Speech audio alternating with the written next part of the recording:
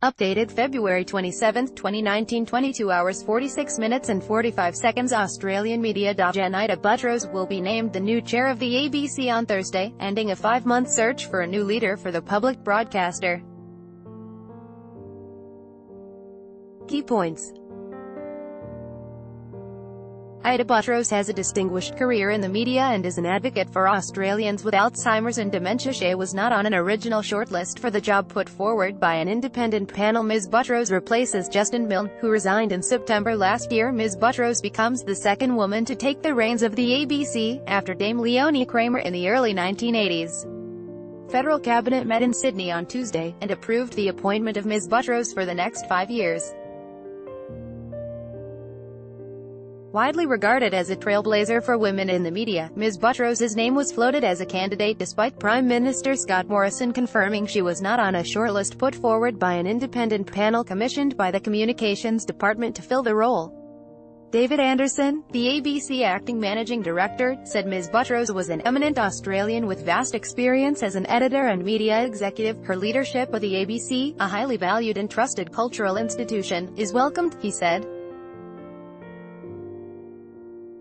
Kirsten Ferguson, the ABC acting chair, said Ms. Buttrose would be a valuable addition to the ABC board. Ita Buttrose is one of the greats of Australian media, and an iconic, widely admired Australian, she said. She will bring valuable experience to the ABC board and I look forward to working with her. The ABC's management was plunged into turmoil when Chairman Justin Milne resigned in September last year, following a week of revelations about his alleged interference with editorial decisions and demands senior journalists be sacked, charges he strongly denied. Mr. Milne and the ABC Board of Directors sacked Managing Director Michelle Guthrie earlier that week. She is now pursuing the public broadcaster in the courts for wrongful dismissal. The ABC started the recruitment process for a new managing director earlier this month. The recruitment process for a new chair was kept under wraps, with former media executives Kim Williams and Greg Highwood joining Sydney lawyer Danny Gilbert as the favourites for the role. Senate estimates heard the company running the initial vetting of candidates for roles at the ABC and SBS was initially paid $160,000, with a further $15,000 charged later in the process for extra work. Some have criticized the independent panel's nominations for the role being dismissed, arguing there was little point spending the money if the findings were going to be ignored. The Media, Entertainment and Arts Alliance (MEA) chief executive Paul Murphy said it was concerning the government ignored the panel's recommendations. There is an independent panel selection process and legislation which the government has yet again ignored, Mr. Murphy said, as they have on very many occasions, in making appointments to the ABC board.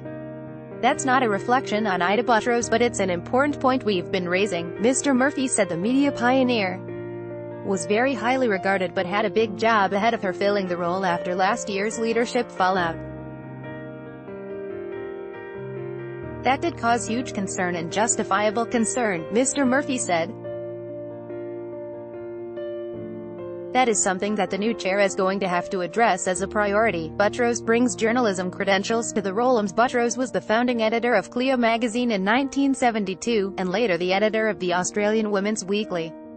She was also at the helm of Sydney's Daily Telegraph newspaper in the 1980s, and most recently a panellist on Network 10's morning program Studio 10. The 77-year-old is a former Australian of the Year, lauded for her work in the media, and is an advocate for Australians with Alzheimer's and dementia.